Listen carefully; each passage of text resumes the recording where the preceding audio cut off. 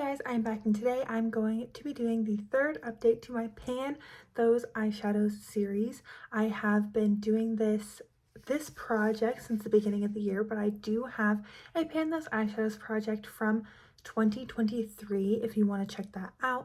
My previous Pan Those Eyeshadows project as well as all the other project pans that I have going on in 2024 will be linked down below for your viewing pleasure. And without much further ado, let's hop straight into the progress this month. So as you may know, my rules should be included in the description box as well. I roll in 4 shades. I have to hit pan on them or use them 15 times in at least 3 months in order to roll them out. If something is really screwing with my Pan That palette, then I can roll it out after 1 month, but I'm trying to be sparing with using that rule. As you also may know, my Pan That palette changed this past month. I don't want to do any spoilers, so I'm not talking about it, but I will link that playlist down below in case you are curious. And without further ado, let's hop straight into the actual eyeshadows. The first shadow that I want to talk about is this MAC Solar Glow x9 palette, the shade Lunar Cycle.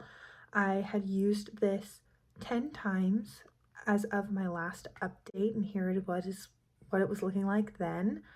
I have used it 1 additional time since then. Not a great month for progress, and here is what it is looking like now. I do see a little bit of a dip forming, which gives me hope for this shade. I just wasn't reaching for the silver as much. I had many more warm toned lip products in my wheel of lippies. Some of my other Pan Those shadows, the other things I was panning were more warm toned, so I wasn't using the silver as much. I obviously have not hit my 15 use goal, so I'm going to keep going with it. But I am hoping to hit pan on this, so I think I will just continue working with it. The one look that I did do with this the shade this past month was the look that I wore for my 2023 empties video. It was like a halo eye, and it turned out so beautiful. So I am really happy playing with this shadow. I just wasn't seeing as many uses as I did in February. So that one is still rolled in. The other shade that's been in this project for 3 months now is Twig from my Anastasia Beverly Hills Sultry palette. I'm going to show what this shade was looking like last month.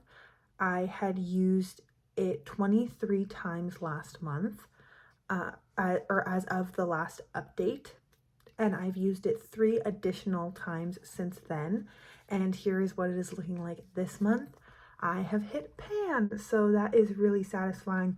26 uses total to hit pan on this shade, so this is going to be one that I am rolling in a replacement for this upcoming month. And obviously it's a very tiny pan, but I'm still happy to see a pan in this palette because this is such a beautiful palette. Then the next shades are 2 that I rolled in this previous update at update number 2. The first shade that I'm going to talk about is Cypress Umber from my Anastasia Beverly Hills Soft Glam palette. Cypress Umber I know is going to be a hard shade for me to hit pan on, so I was really focusing on it this past month. Here is what it is looking like last month when I rolled it in.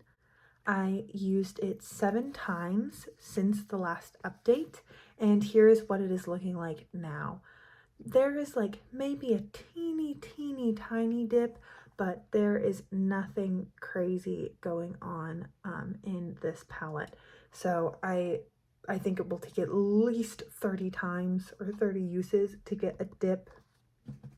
Sorry, to hit pan on this shade, but I don't mind. I think it's a really nice brown, easy to use. I use it as a liner. I'll put it in my outer corner. I used it in that halo eye with the Lunar Cycle shade, and it looked so pretty.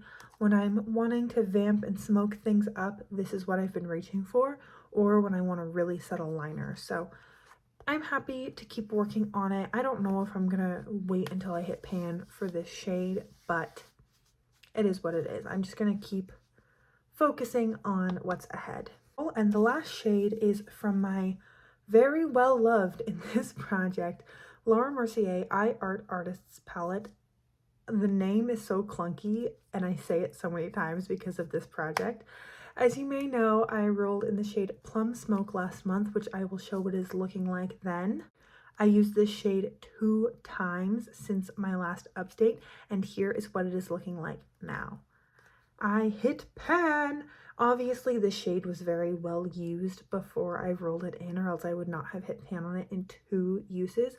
But yeah, I also used those 2 uses right at the beginning of the month, and I was like, wow, so now I only have 3 shades to focus on. That's good enough for me. So now we have 3 Pan Those Eyeshadows pans in this palette, and if I roll in another shade, I'm gonna think that's so funny. Someone in my last update commented like, oh, your Laura Mercier Eye Art palette is actually your pan that palette for this year, and I was like, yes, you know what? That makes sense. I'm just gonna go down the line and do each shade. So I get to roll in 2 new shades for this project. I don't have my graphing calculator on me, so I'm using the Google random number generator, and I have my laptop pulled up. I've updated my powder eyeshadows, and so I have 241 potential shades with no pan. The only exception is if I roll a shade from my previous Pan That palette. If you know, you know.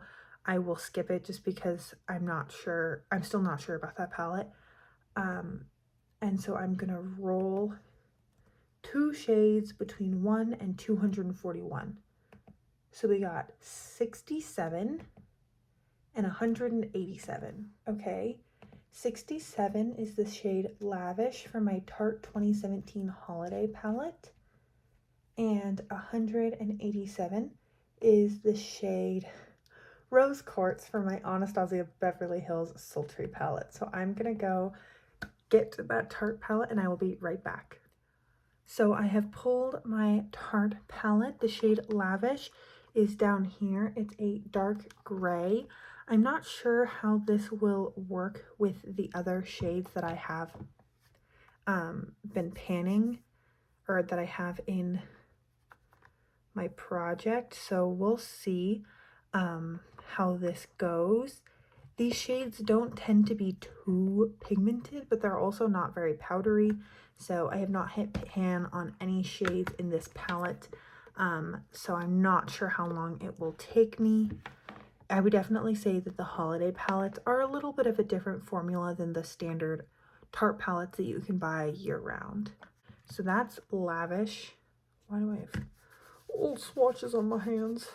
Actually, these are all, you know, kind of moody and cool tones, so maybe this will actually work out in my favor. And then the other shade that I'm rolling in is from my Anastasia Beverly Hills Sultry palette, and it is the shade Rose Quartz, which is right here. This one I don't think I've used too much, but it is beautiful. I was lamenting that I didn't feel like I was getting to use the shimmers in this palette enough, so we're definitely going to get to correct that.